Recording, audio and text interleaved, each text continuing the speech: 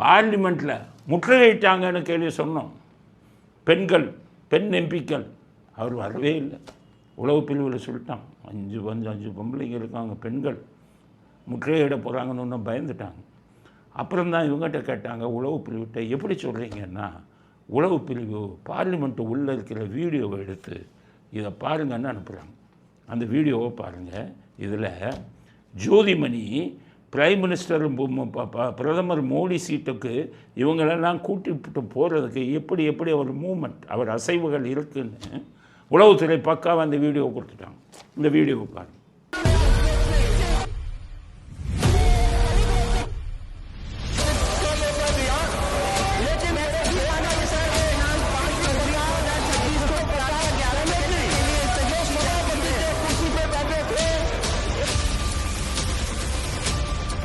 அப்படியே பிரைம் மினிஸ்டரை போய் அவமானப்படுத்தி அந்த 5 லேடிஸுங்களும் இது பண்ணணும்னு ஜோதிமணி தான் பண்ணுறாங்க.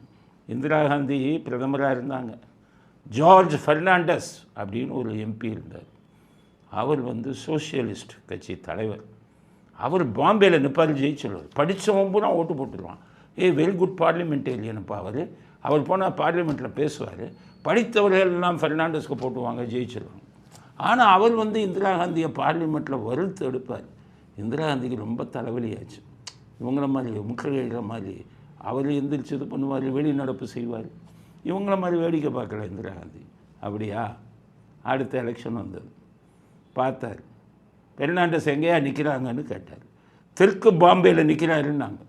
பாம்பேயில் சென்டர் இது, தெற்கு பாம்பே. அப்படியா? படித்தவர்கள் அதிகம் நிறைந்த தொகுதின்னாங்க.